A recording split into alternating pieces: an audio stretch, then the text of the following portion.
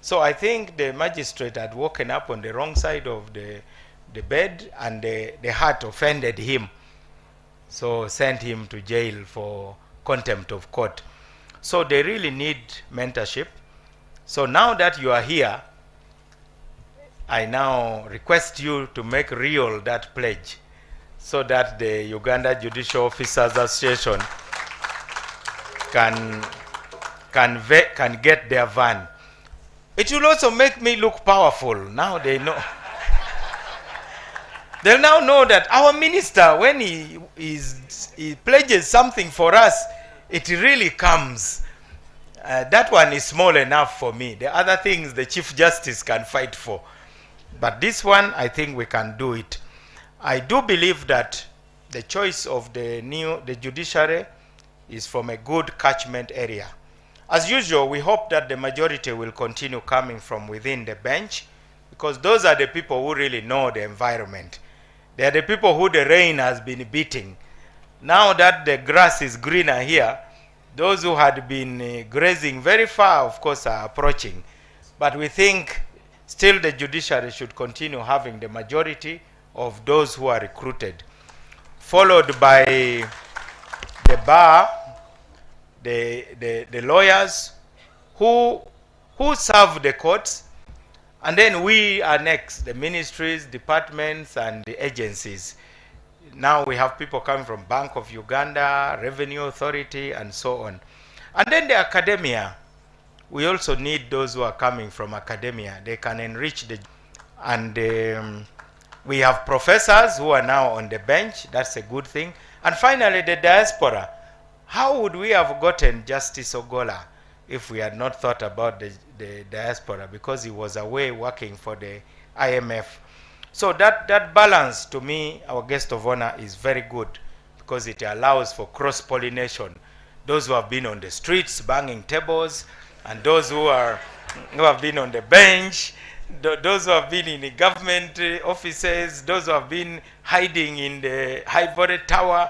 That mix is very, very important for that. Lastly, is some of the realities in our society. Yesterday we talked about mental health briefly during the judges' conference. Yes, many of the people who are brought before court are actually sick. It is Justice Chibita who said all of us are a bit mad. It is a question of the degree. I think that is highly defamatory. Because he must be put to strict proof of that. But how do we protect those who are mentally ill, particularly in cases of estates? You are very rich, then you have mental illness. Then you are subjected to a lot of abuse by those who claim to understand your affairs better than you. I think we should even expand the debate, not just to be about mental illness, but even when you are an invalid, for instance, you are either having dementia, whether Parkinson's disease, any of these illnesses that are debilitating and they affect your judgment. All of you know about the disputes in one of the famous families where I think somebody is incapable of making decisions, and the matter is dragging on and on and on. I understand the estate is being gutted and so on. So this is again where the judiciary should step in to declare what the law should be. If tomorrow I have forgotten everything, my head is empty, I'm on a wheelchair, I can't talk, I have to be fed, and then those who are part of my family are selling my property and so on, and how can the judiciary protect me? So you have given us homework. I think it is also our duty to give you homework, that there are other frontiers where the judiciary needs to go to ensure justice. You have done many things, like the recent one, and I'm glad the Office of the Attorney General came as and admitted. We are used to licking our wounds. whenever we are injured in court, we always heal and we come back. So I hope that mentally ill people and those who suffer from debilitating conditions will also be protected by the judiciary, because this other case, I understand they have now gone to appeal to the president. Why should they go to the president? The president has enough problems, Congo, M23, and so on. He's a busy man. Let the judiciary do its job. Once again, let me thank the judiciary for this curtain raiser event. Let me congratulate the members of the bar, particularly the president, our president. I'm, by the way, a member of the Uganda Law Society since 1994. We had had threats that you were not going to come. You don't know how happy I was to see you. And I thank you for leading the troops here. These disagreements are healthy. And for me, my only disagreement with you is that you never went to Namilyango, you went to Kisubi. But that is a rivalry which is historical. So we thank you most sincerely. The bar is the voice of the population. If you hadn't come, we would have missed a lot, and this occasion would have proceeded with a huge discount on it. So, as usual, it is my duty to invite the next speaker, who, by the way, across the Nile is also my big brother and an elder. So, in matters of protocol, I'll never catch up with him, even if I became president. He will still be summoning me. That one, there is no negotiation over it. My Lord, the Honorable the Chief Justice, it's now my honor to invite you to address us, my Lord.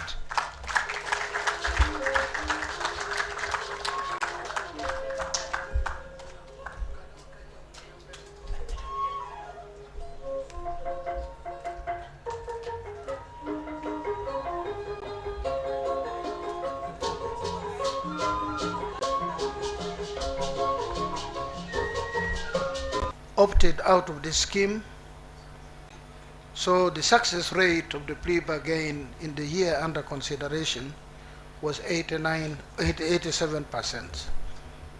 The importance of the plea bargain, I can say, is threefold. One,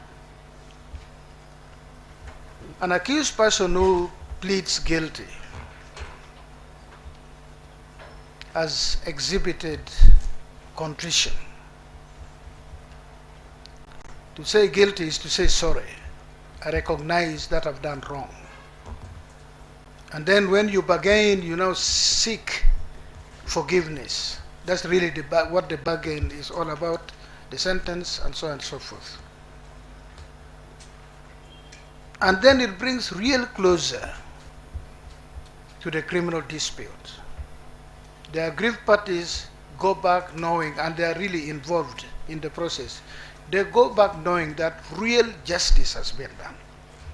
It's not between the state and the accused person. It involves the aggrieved persons. And for the Ugandan judiciary to dispose of 2,800 criminal cases through the usual means, calling evidence, listening to all of them. At one time, before we went digital, the judge was also the secretary, had to take notes in the long hand.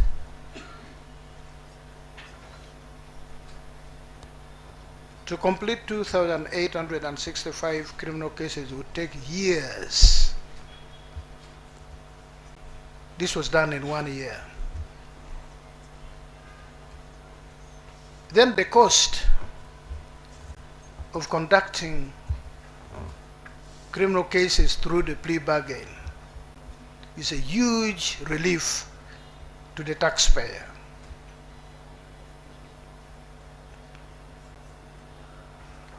When we handled, in 5 years, we handled 35,000 cases under plea bargain. It cost us 10 billion to do that.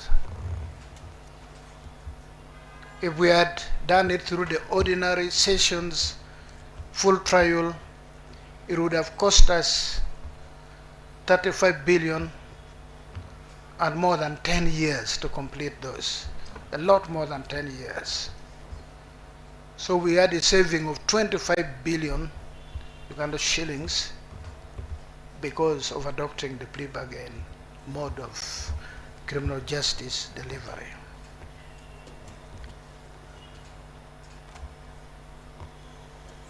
We've given a summary, we've given a breakdown of how this was conducted in the year under review. Then for the small claims procedure courts, we have expanded. These are cases which are not more than 10 million claims each. Currently, the small claims procedure is rolled out to 195 courts across the country. The expansion of the small claims procedure courts and the growing number of cases registered reflects a largely user-friendly and demand-driven initiative.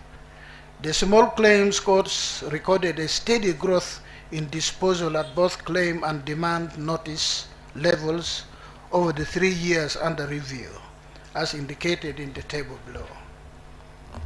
You'll have time to go through this table. Then there is the mediation program for the year 2024. A number of activities which we have spoken about before happened in the year 2024. So one can say the year 2024 has been pivotal for the robust introduction of ADR. Out of 3,391 mediation causes,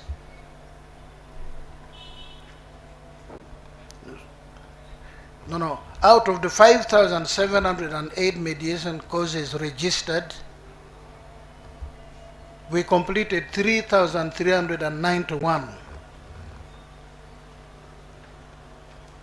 Out of the 3,391 causes which were disposed of, 2,028 were fully settled. 127 were partly settled. 1,197 mediations failed. Mediation cases were closed due to non-attendance of the parties, and 37 were withdrawn, and 14 were closed due to mediation time lapse. This translates into a success rate of 59.8%. Let me also say, the mediation were not only with regard to trial cases. It went up to appellate court. The Court of Appeal was able to resolve some matters through mediation. This is a very good point about the importance and success of mediation. Enhancement and advancement of the human resources. Our human resources have been expanding through new recruitment,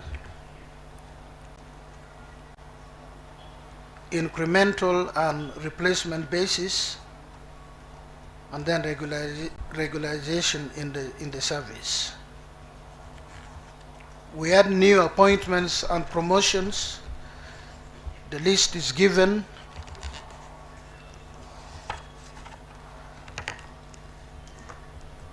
The staffing levels as as of 21st January this year, 2025,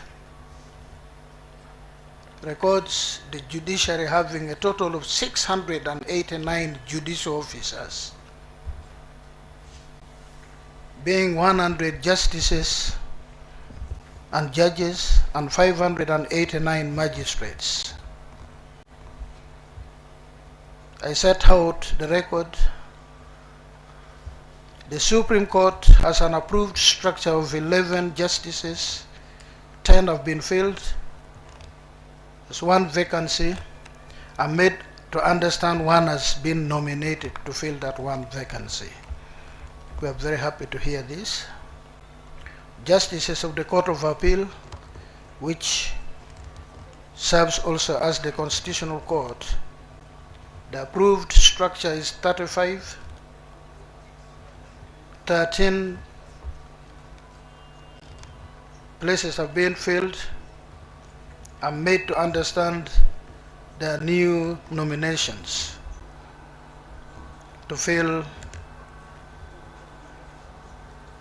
the vacancies. The High Court judges, the approved structure is 151. We were 77 as of 1st of January this year, but I'm glad to report 21 nominees for High Court have been determined, and the matter lies with the Speaker of Parliament. The lower bench,